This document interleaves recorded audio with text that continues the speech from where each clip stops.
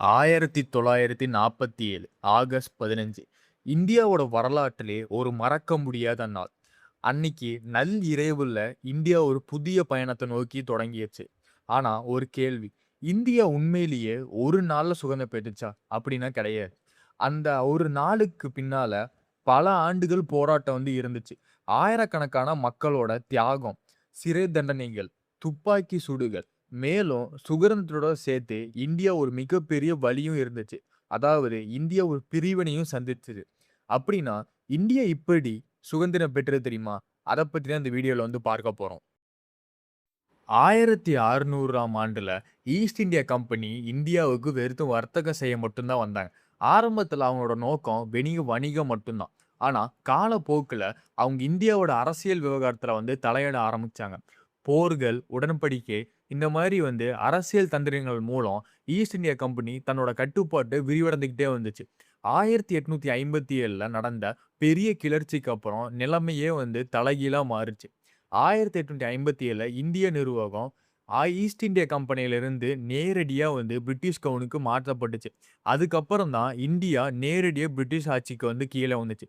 இந்த காலகட்டத்தில இந்தியாவோட வளங்கள், வர்த்தகம், நிலம் இந்த மாரி எல்லாமே ஈஸ்ட் இந்தியா கம்பெனியிலிருந்து பிரிட்டிஷ் கிரவுனுக்கு கீழ அவங்களோட கண்ட்ரோல்ல போயிருந்துச்சு.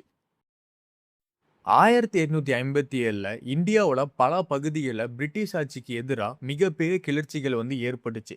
இந்த கிளர்ச்சிகள்ல இந்தியாவோட வீரர்கள் மட்டும் இல்லாம, அரசர்கள், பொதுமக்கள் நெறைய பேர் பங்கேற்றிருந்தாங்க. அதிலயுமே மங்கள் பாண்டே, ராணி லட்சுமிபாய் இந்த மாரி நெறைய பேருமே அடிபட்டுச்சு. இந்த கிளர்ச்சி இறுதியில அடக்கப்பட்டுச்சு. ஆனா, ஒரு முக்கியமான விஷயத்த நடந்துச்சு. இந்தியால இருக்க மக்களோட மனசுல நாம வெளிநாட்டு ஆட்சியிலிருந்து விடுபட வேண்டும் அப்படிங்கிற ஒரு ஸ்ட்ராங்கான எண்ணத்த அவங்க மனசுல விதைச்சது.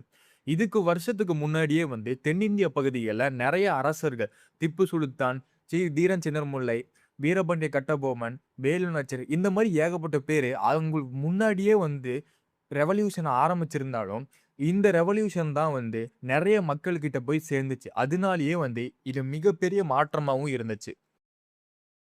1885ல தான் இந்தியன் நேஷனல் காங்கிரஸ் உருவாக்கப்பட்டுச்சு.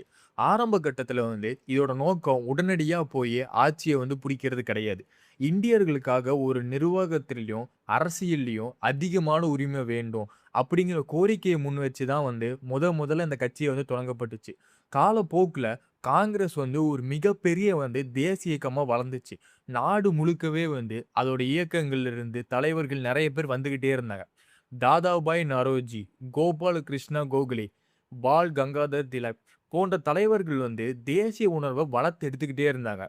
சுவராஜ் அதாவது இந்தியர்களுக்கான சுயாட்சி என்ற எண்ணத்த வலுவடைய வச்சது இந்த இந்தியன் நேஷனல் காங்கிரஸ். 20ஆம் நூற்றாண்டுல இந்தியாவோட சுதந்திர போராட்டத்தோட மிக முக்கியமான தலைவர்கள ஒருவரான மகாத்மா காந்தி உருவெடுத்தாரு.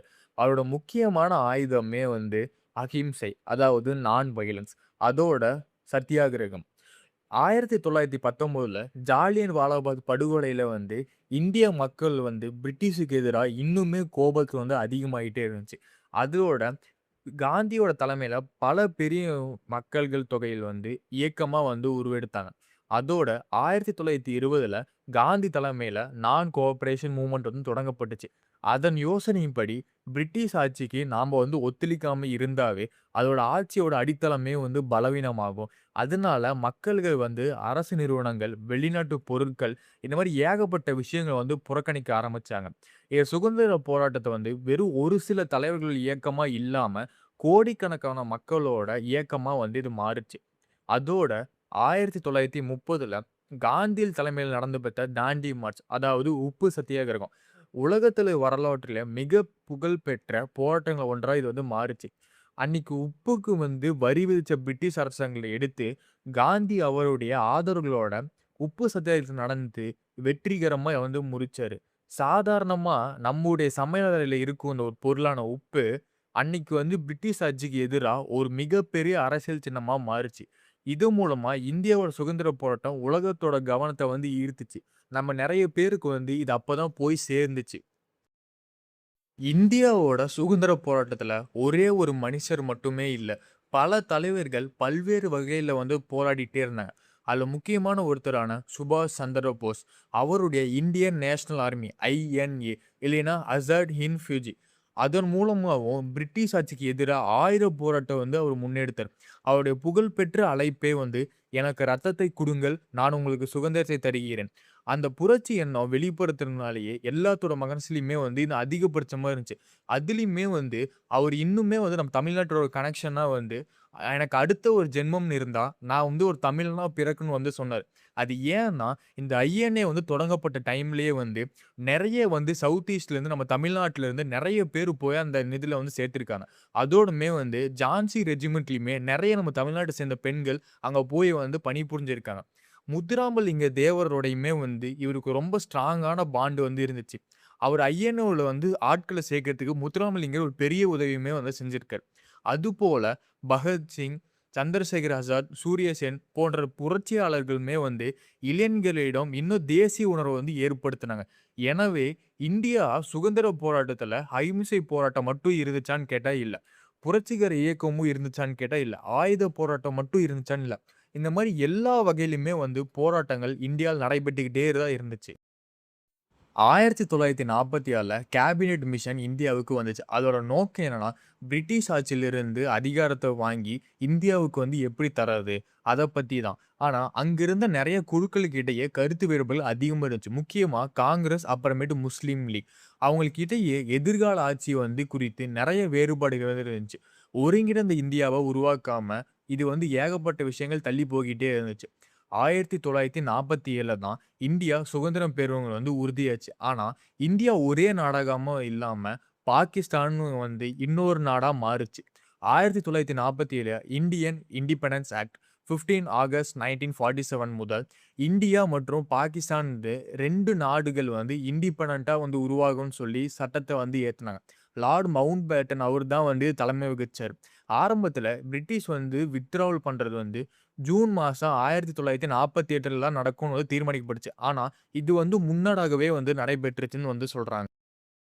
1942ல வந்து 2ஆம் உலகப் போர் வந்து ஆரம்பிச்சது. காந்தியோட டைம்ல குவைட் இந்தியா மூவ்மென்ட்டுமே வந்து தொடங்கப்பட்டுச்சு. அதோட முக்கியமான கோரிக்கை என்னன்னா, பிரிட்டிஷ் குவைட் இந்தியா. அதாவது வெள்ளையனே வெளியேறுங்கிற கோரிக்கை வலுவா பெற்றுச்சு. பல தலைவர்கள் வந்து அன்னைக்கு கைது செய்யப்பட்டாங்க. ஆனாலுமே மக்கள் இயக்கம் வந்து பல இடங்கள்ல வந்து நடைபெற்றுக்கிட்டே தான் இருந்துச்சு. அந்த காலத்துல வந்து பிரிட்டிஷ் ஆட்சிக்கு எதிரா மக்கள் எதிர்ப்பு இன்னுமே தீவிரம் இருந்துச்சு. இதுல முக்கியமான பகுதியே என்னன்னா, இந்தியா சுதந்திரம் பெற்றதுக்கு நெறைய காரணங்கள் வந்து இருக்கு. ஒண்ணே ஒண்ணு மட்டும் குறிப்பிட்டு சொல்ல முடியாது. 2ஆம் உலகப் போருக்கு அப்புறம் பிரிட்டிஷோட மிகப்பெரிய பொருளாதார சரிவு ஏற்பட்டுச்சு.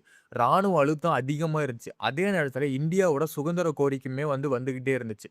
குவைட் இந்தியா மூவ்மெண்ட் வந்து ஆரம்பிச்சாங்க. அதே நேரத்துல ஐஎன்ஏவோட தாக்கம், பொருளாதார வீழ்ச்சி. அது மட்டும் இல்லாம 1947ல இந்தியன் நாவல் மியூட்டினியோட வீழ்ச்சி. இந்த மாரி வந்து ஏகப்பட்ட சூழ்நிலைகள வந்து அவங்க சுத்தி சுத்தி அடிச்சுச்சு. அப்பதான் வந்து பிரிட்டிஷ் நேஷனல் ஆர்ச்சிவ்ஸ் வந்து வரலாற்று ஆவணங்களுமே வந்து எல்லாமே இது சொல்றாங்க. இது வந்து ஒரு விஷயம் மட்டும் இல்ல.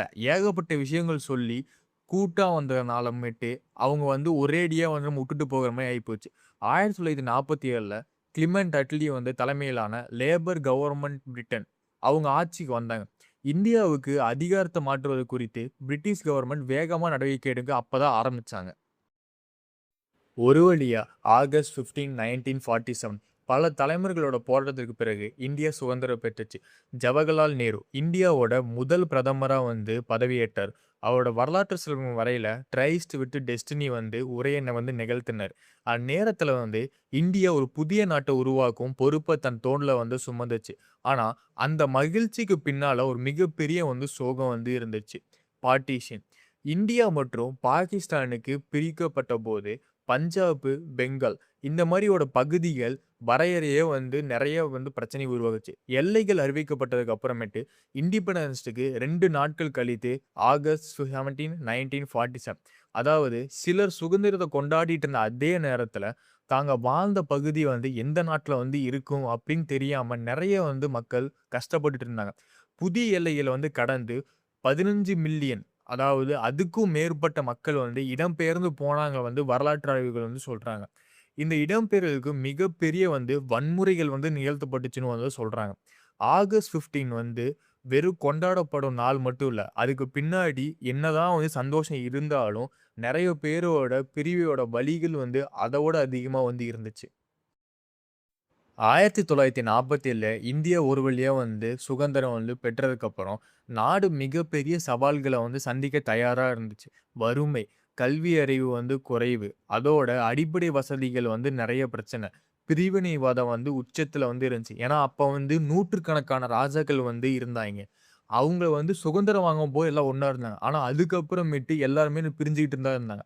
அப்ப வந்து சர்தார் வல்லபாய் பட்டேல் அவரு தான் போய் ஒவ்வொரு அரசர்களா பேசி எல்லாத்தையுமே ஒருங்கிணைஞ்சு இந்தியாங்கிற ஒரு நாடா வந்து உருவாக்குனாரு. மேலும் இந்தியா வந்து ஒரு ஜனநாயகம் வாய்ந்த நாடா வந்து வந்துச்சு. 1950ல இந்தியாவோட அரசியல் சாசன அமைப்பு வந்து ஏற்றப்பட்டுச்சு. இந்தியா ஒரு ஜனநாயக நாடா வந்து இருக்கணும் வந்து அப்பதான் வந்து தீர்மானிக்கப்பட்டுச்சு. இது வந்து ஒரு மக்களாட்சி அப்படின்னு வந்து அன்னைக்கு தான் வந்து கொண்டு வந்தாங்க. இன்னைக்கு நாம சுதந்திரத்த வந்து கொண்டாடும்போது, வெறும் இது வந்து ஒரு கொடியேத்துற நாள் மட்டும் இல்ல. எல்லாருக்கும் சாக்லேட் மட்டும் குடுக்குற மாரி வந்து நெனச்சுக்க கூடாது. நமக்கு கிடைத்த சுதந்திரத்தோட வலியையும் வந்து நினைவுபடுத்தணும். பல தலைமுறைகள் வந்து போராடுச்சு. மற்றொரு தலைமுறை வந்து சிறைக்கு போனாங்க.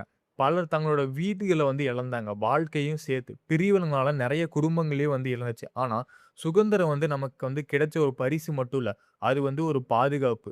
நம்ம நாட்ட வந்து முன்னேற்றது வந்து நம்மளோட பொறுப்பு தான். 1947ல இந்தியா வந்து புதுசா வந்து பிறந்துச்சு. அன்னையிலிருந்து இந்தியா இன்னைக்கு வரைக்குமே வந்து வளர்ந்துகிட்டே தான் இருக்கு. இன்னைக்கு வந்து இண்டிபெண்டன்ஸ் டே. நம்ம நாட்டிற்காக தியாகம் செய்த எல்லாத்தையுமே வந்து நினைவு கூரணும். இது சவுத்து, ஈஸ்ட், நார்த் அந்த மாரி வந்து பிரிக்கக்கூடாது. எல்லாமே வந்து நம்ம நாட்டுக்காக தான் போராடியிருக்காங்க. ஜெய் ஹிந்த், வந்தே மாதரம். ஹேப்பி இண்டிபெண்டன்ஸ் டே.